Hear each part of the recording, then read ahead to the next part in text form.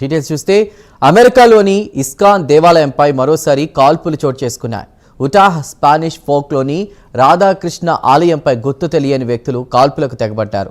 రాత్రిపూట భక్తుల ఆలయంలో ఉన్న సమయంలోనే ఘటన జరిగింది. దాదాపు 20 నుంచి 30 బుల్లెట్లను కాల్చినట్లు తెలుస్తోంది. దేవాలయంపై జరిగినటువంటి దాడులను భారత ప్రభుత్వం తీవ్రంగా ఖండించింది. నిందితులపై తక్షణమే చర్యలు తీసుకోవాలని శాన్ ఫ్రాన్సిస్కోలోని భారత కాన్సులేట్ జనరల్ పోస్ట్ చేసింది. గత నెలలోనూ ఇదే తరహా దాడులు జరిగాయి.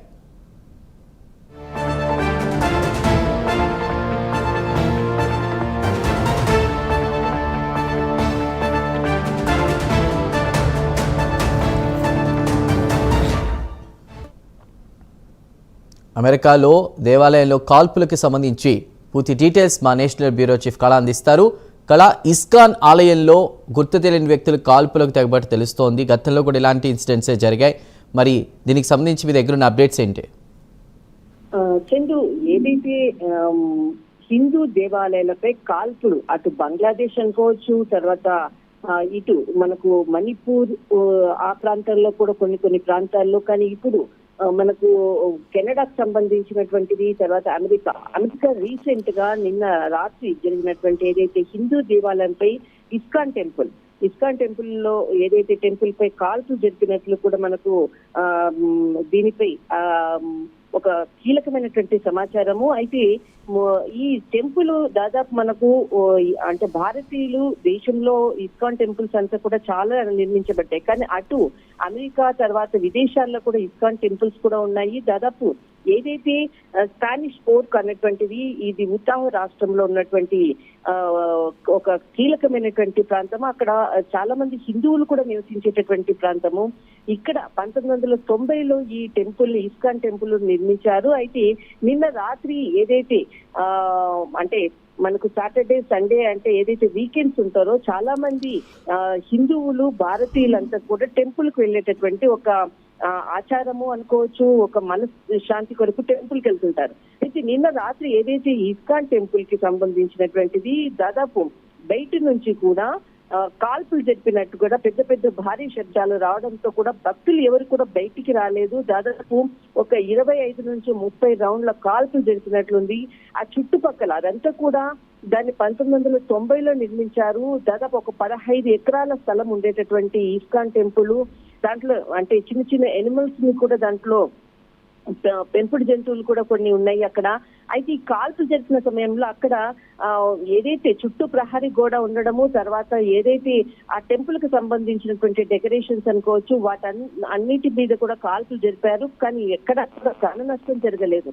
లోపల శబ్దాలు రావడంతో సెక్యూరిటీ కూడా కొంత ఉంది, కానీ ఆ సెక్యూరిటీకి కూడా కన్నుగప్పేసేసి ఆ కాల్పులు జరిపి అక్కడి నుంచి పరారైనట్లు కూడా సమాచారం అందుతూ ఉంది. దాదాపు అంటే ఇప్పుడేమి కాదు, దాదాపు మనకు గత ఈ నెలలోనే జనవరిలో కూడా అయ్యింది, తర్వాత మనకి సెప్టెంబర్ అక్టోబర్ లో కూడా ఇప్పటికీ కూడా ఒక 3 సార్లు ఇలాంటి కాల్పు జరిపినట్లు కూడా ఆ టెంపుల్ కి సంబంధించినటువంటి అధ్యక్షులు కూడా చెప్పడం జరిగింది.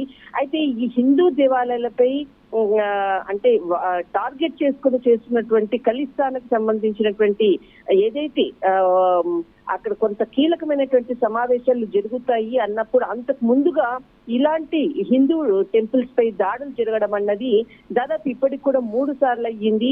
ఇప్పుడు కూడా ఏదైతే ఒక ఖలిస్తాన్కి సంబంధించినటువంటి కీలక సమావేశం కూడా త్వరలో జరగబోతుంది అన్నటువంటి సమాచారం కూడా ఉంది. దానిలో భాగంగానే ముందస్తుగానే టెంపుల్ ని అంటే తన ఐడెంటిఫై ని గుర్తించడం కొరకు ఇలాంటి దాడులు చేసేటటువంటి క్రూర మృగాలని చెప్పవచ్చు.